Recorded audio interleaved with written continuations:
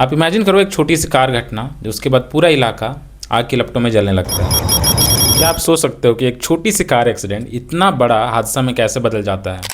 लेकिन असम के कोकराझार में जनवरी 2026 में यही हुआ। और ये कोई नई बात नहीं है, ये पुराना घाव है जो 1990 से अभी तक भरा ही नहीं है। पूरा मामला क्या है जानते हैं आज की इस वीडियो में, ताकि आप समझ सको कि ये क्यों बार बार हो रहा है। वीडियो आखिरी तक देखिए ताकि एंड में एक बड़ा सवाल है जो आपको सोचने में मजबूर कर देगी। ये जो तस्वीरें आपने देखी जिसमें जलती गाड़ियां, पुलिस की भीड़ और उठता हुआ धुआं, ये 19 जनवरी 2026 की ही है। कोकराझार के करीगांव इलाके में एक स्कॉर्पियो गाड़ी जिसमें 3 बोडो युवक सवार थे, उन्होंने एक संथाल आदिवासी युवक को टक्कर मार दी। बस इतनी सी बात थी, लेकिन भीड़ भड़क गई। संथाल लोगों ने 3 बोडो युवकों को काफ़ी जोर से पीटा और उनकी गाड़ी भी जला दी। ऐसा करने से एक बोडो युवक की मौत हो गई और अगले दिन 20 जनवरी को इसका पलटवार हुआ। दोनों तरफ से हिंसा हुई, लोगों के घर जलाए गए और अगले दिन और 2-3 मौतें हुई। अब इस हिंसा में कुल मिलाकर 2500 से 3000 लोग बेघर हो गए। आर्मी और आरएएफ तैनात हो गई, इंटरनेट बंद कर दिया गया और धारा 144 लगा दिया गया। अब सवाल ये है कि एक छोटी सी एक्सीडेंट इतनी बड़ी क्यों बनी? क्योंकि ये पुरानी दुश्मनी है जो 1990s से चली आ रही है। 1996 में पहला बड़ा धमाका हुआ। मई 1996 में कोकराझार और बुंगई गांव में बोडो मिलिटेंट्स जो बोडो सिक्योरिटी फोर्स और एनडीएफबी से जुड़े थे, उन्होंने संथाल गांव में अटैक किया। ट्रिगरिंग पॉइंट था कि 3 बोडो लड़कियों पे मर्डर का आरोप। नतीजा क्या निकला? 80 से ज़्यादा मौतें और 1 लाख लोग बेघर हो गए। फिर 1998 के मई जुलाई में फिर से हिंसा हुई जिसमें 50 लोगों की मौत हुई और हजारों घर जलाए गए। ब्रिटिशर्स ने बंगाल, झारखंड, उड़ीसा, छत्तीसगढ़ से गरीब आदिवासियों को ठगी करके या फिर कहे तो मजबूरी से ट्रेन में ठूस कर लाया यहाँ। पहला बड़ा ग्रुप 1859 में आया जिसमें लाखों संथाल, मुंडा, खड़िया के लोग इस चाय बागान के मजदूर बने। लेकिन सच ये है कि ये आदिवासी ब्रिटिश पीरियड में यहाँ लाए गए थे। चाय की खेती हुई 1830 में। असम में चाय की खोज लगभग 1823 में हुई, लेकिन बड़े पैमाने पर प्लांटेशन 1839 से 1840 में शुरू हुई। आज भी ये चाय बागानों में ही रहते हैं, लेकिन इनका कहना है कि अभी तक इन्हें ज़मीनी हक नहीं मिला है। ये लोग एसटी स्टेटस की मांग कर रहे हैं ताकि नौकरी, पढ़ाई, राजनीति में इन्हें हिस्सा मिले।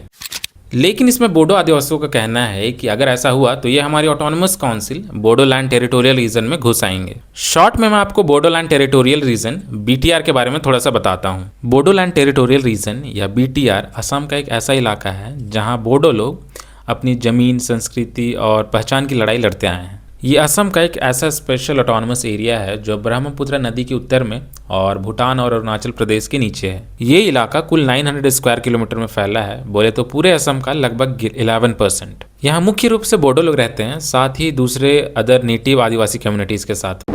ये 2003 में शुरू हुआ था जब बोडो लिबरेशन टाइगर्स और सरकार के बीच में समझौता हुआ।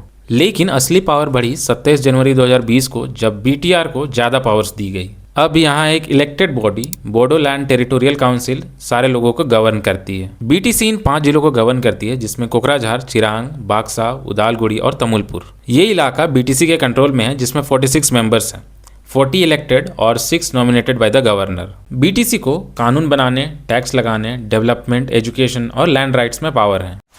असम में बीटीसी का हेडक्वार्टर कोकराझार में है। अब ये बना क्यों? क्योंकि बोडो लोग सालों से अलग स्टेट या ऑटोनॉमी का मांग कर रहे थे।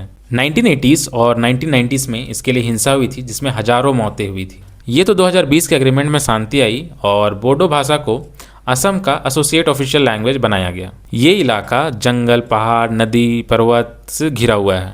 तो बेसिकली बीटीआर मतलब बोडो लोगों की अलग अपनी छोटी दुनिया, जहां वो अपनी पहचान को संरक्षित करते हुए डेवलपमेंट कर रहे हैं। लेकिन चुनौतियां भी है, जैसे अदर कम्युनिटीज़ के साथ टेंशन। बात यह है कि कोकराझार और चिरांग में मिक्स्ड पॉपुलेशन है, जिसमें बोडो के साथ में दूसरे आदिवासी कम्युनिटीज़ रहते हैं और साथ में कुछ मुस्लिम समुदाय भी। तो एक छोटी सी भड़काऊ बात भी कम्युनल हो जाती है। देखा जाए तो उनके लिए ये सिर्फ हिंसा नहीं है, बल्कि ज़मीन, पहचान और अपनी हक की लड़ाई है। बात यह है कि ब्रिटिशर्स ने मजदूर लाए, अब उनके बच्चे हक मांग रहे हैं, जिससे वहाँ के नेटिव आदिवासी डर रहे हैं ताकि उनका हक ना छीना जाए। लेकिन आप ये बात भी इग्नोर नहीं कर सकते हैं कि संथाल, मुंडा, उरांव, खड़िया, महली, बैगा इनको 1840 से 1900 के बीच लाया गया था। तो लगभग वो 150 सालों से वहाँ है। और टी ट्राइब 2011 की सेंसस के रिपोर्ट के हिसाब से 4 लाख से 5 लाख के बीच उनकी आबादी रही है। उनकी मांग थी एसटी स्टेटस की। तो 2014 में अमित शाह और मोदी जी ने उनसे वादा किया था कि इलेक्शन होने के बाद 6 महीने में ये उनको एसटी स्टेटस दे देंगे। 2019 में भी बिल आया लेकिन रुक गया।